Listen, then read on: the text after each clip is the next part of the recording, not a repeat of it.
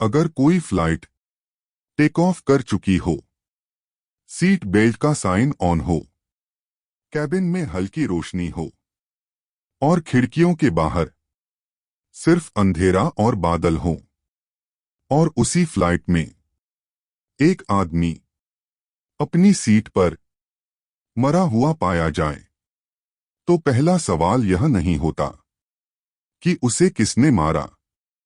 पहला सवाल यह होता है, इतनी ऊंचाई पर, इतनी निगरानी में, इतनी भीड़ के बीच यह हुआ कैसे।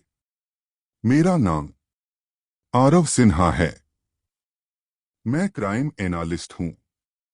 मेरी आदत हत्या के बाद कातिल ढूंढने की नहीं, मेरी आदत हत्या से पहले छोटी छोटी अजीब चीजों को नोटिस करने की है।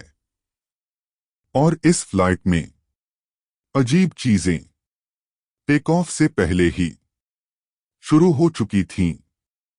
दिल्ली से मुंबई जाने वाली इस रात की फ्लाइट में थकान साफ दिखाई दे रही थी। लोग चुप थे, लेकिन बेचैन थे। रात की फ्लाइट नींद के लिए होती है, बातचीत के लिए नहीं। मैं अपनी सीट 19A पर बैठा था, खिड़की के पास। मुझे ऊंचाई पसंद है, क्योंकि ऊपर हर इंसान एक जैसा लगता है। मेरे ठीक बगल में एक आदमी बैठा, उम्र 50 के आसपास, कपड़े महंगे पर सादे। उसकी आंखें बार बार केबिन में घूम रही थीं, जैसे वह किसी का इंतजार नहीं, किसी खतरे की गिनती कर रहा हो। बोर्डिंग पास पर नाम था विवेक खन्ना। विवेक ने कोई बातचीत नहीं की, लेकिन उसने अपना मोबाइल कम से कम 10 बार हाथ में लिया, फिर लॉक किया, फिर वापस जेब में डाल दिया, जैसे कोई कॉल आने वाली हो या कोई कॉल न आने का डर हो। मेरी सामने वाली सीट पर एक महिला थी। उसके हाथ में एक छोटी डायरी थी। वह कुछ लिख रही थी, बिना घबराहट, बिना किसी जल्दबाजी के। नाम अनाया मेहता। उसकी आंखें बेहद शांत थीं, इतनी शांत कि थोड़ी देर बाद वह खतरनाक लगने लगीं। 3 रो आगे एक युवक बैठा था, हेडफोन लगाकर, आंखें बंद, लेकिन उसकी उंगलियां सीट के हैंडल को काफी कसकर पकड़े हुए थीं। नाम रोहन वर्मा। डर अक्सर नींद का नाटक कर लेता है। फ्लाइट टेक ऑफ से पहले एयर होस्टेस की आवाज आई, कृपया अपनी सीट बेल्ट बांध लें। मोबाइल फोन फ्लाइट मोड में रखें। हम कुछ ही पलों में उड़ान भरने वाले हैं। विमान ने रनवे पकड़ा। हल्का शोर, थोड़ी सी कंपन, और फिर जमीन पीछे छूट गई, जैसे किसी ने धरती का हाथ धीरे से छोड़ दिया हो। ऊंचाई स्थिर हुई। सीट बेल्ट का साइन अब भी ऑन था। कैबिन की रोशनी धीमी कर दी गई। कुछ लोग सो गए, कुछ और बेचैन हो गए। विवेक उनमें से एक था। करीब आधे घंटे बाद ड्रिंक सर्विस शुरू हुई। एयर होस्टेस मीरा जब विवेक की सीट तक पहुंची, तो उसे कुछ गलत लगा, बहुत गलत। विवेक की आंखें खुली थीं, लेकिन वह हिल नहीं रहा था। मीरा ने हल्के से उसे हिलाया। कोई प्रतिक्रिया नहीं। उसने दोबारा थोड़ा जोर से आवाज दी, सर, सर। अब उसका चेहरा सफेद पड़ चुका था। केबिन में एक अजीब सा सन्नाटा फैल गया। मीरा ने तुरंत इंटरकॉम उठाया, कॉकपिट को सूचना दी। डॉक्टर की घोषणा हुई। एक बुजुर्ग व्यक्ति खड़ा हुआ। नाम डॉक्टर सीमंत घोष। उसने नब्ज देखी, सांस चेक की। कुछ सेकंड बाद बहुत शांत आवाज में कहा, इनकी मौत हो चुकी है। अब यह फ्लाइट सिर्फ एक सफर नहीं थी। अब यह आसमान में तैरता हुआ एक क्राइम सीन थी। 30,000 फीट ऊपर कॉकपिट से आवाज आई, सभी यात्री अपनी सीट पर बने रहें। हम नजदीकी एयरपोर्ट पर इमरजेंसी लैंडिंग की तैयारी कर रहे हैं। लेकिन मेरे दिमाग में एक ही सवाल था, अगर यह हत्या है तो कातिल इसी जहाज में है और वह अब भी हमारे बीच बैठा है। कोई अंदर नहीं आया, कोई बाहर नहीं गया, फ्लाइट उतरी नहीं। तो विवेक मरा कैसे? मैंने उसकी सीट ध्यान से देखी। फर्श साफ था, कोई हथियार नहीं। छाती पर एक हल्का सा निशान, जैसे किसी ने बहुत कम समय के लिए दबाव बनाया हो। डॉक्टर ने कहा, यह हार्ट अटैक हो सकता है। लेकिन उसकी आवाज में पूरा यकीन नहीं था। मैंने कॉलर के पास हल्की नीली सी छाप देखी, जो हार्ट अटैक में नहीं होती। मैंने पहली बार पूरी केबिन को संदिग्ध नजरों से देखा। अनाया अब लिख नहीं रही थी। रोहन की सांस तेज हो चुकी थी और मुझे समझ आ गया था, यह हत्या अचानक नहीं हुई। यह बहुत सोच समझकर की गई हत्या थी। और यह कहानी यहीं खत्म नहीं होती, क्योंकि विवेक के बैग में जो मिलने वाला था वह सिर्फ उसकी नहीं, हम सबकी जिंदगी बदल सकता था। लेकिन वह मैं अगली फाइल में बताऊंगा। विमान अब भी हवा में था, लेकिन केबिन का माहौल बदल चुका था। लोग फुसफुसा रहे थे, पर कोई खुलकर नहीं बोल रहा था, क्योंकि डर शोर पसंद नहीं करता। डर चुपचाप आसपास बैठ जाता है। एयर होस्टेस मीरा ने सबको अपनी अपनी सीट पर बैठने को कहा। उसकी आवाज शांत थी, लेकिन हाथ हल्के कांप रहे थे, क्योंकि पहली बार उसने किसी यात्री को इस हालत में देखा था। और यह जमीन पर नहीं, आसमान में हुआ था। डॉक्टर सीमंत अब भी विवेक की सीट पर थे। उन्होंने बहुत साफ शब्दों में कहा, मौत हाल की है, 20-30 मिनट से ज्यादा नहीं। और यह बात बहुत अहम थी, क्योंकि 30 मिनट पहले यह फ्लाइट पूरी तरह स्थिर थी।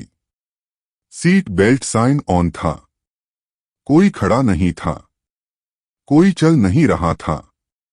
मतलब जो भी हुआ सबके सामने हुआ। कॉकपिट से एक और घोषणा आई, हम डाइवर्ट हो रहे हैं। निकटतम एयरपोर्ट पर लैंडिंग की तैयारी हो रही है। प्लीज शांत रहें। लेकिन दिमाग शांत नहीं रहना जानता, खासकर मेरा। मैंने आस-पास बैठी तीनों सीटों को फिर से देखा और पहली बात जो मुझे खटकी, विवेक की सांस रुकने पर किसी ने चीखा क्यों नहीं? अगर कोई व्यक्ति अचानक मरता है तो शरीर प्रतिक्रिया करता है, हाथ पैर हिलते हैं, गला आवाज बनाता है। लेकिन यहां कुछ भी नहीं हुआ था। जैसे विवेक को पता ही न चला हो कि वो अब जिंदा नहीं रहेगा। मैंने दोबारा उसके कॉलर की तरफ देखा। नील हल्की थी, उंगलियों के दबाव जैसी, लेकिन बहुत सटीक, जिसका मतलब होता है किसी ने जानबूझकर सिर्फ कुछ सेकंड इतना दबाव बनाया जितना जरूरी था, ना ज्यादा ना कम। मैंने डॉक्टर से पूछा, क्या यह सिर्फ हार्ट अटैक हो सकता है?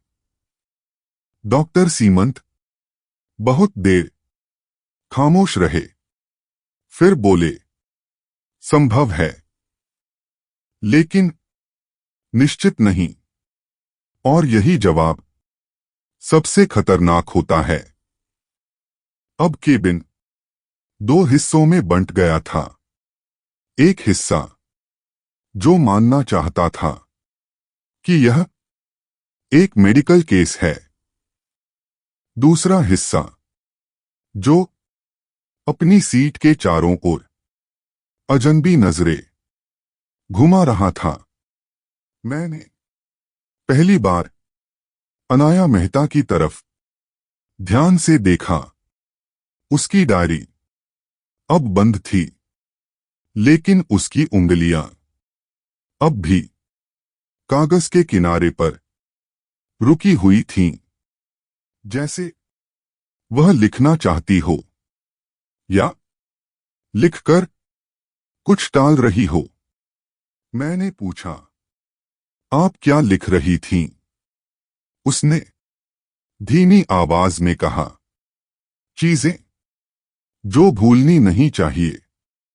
जिस तरह उसने कहा वह सामान्य नहीं था।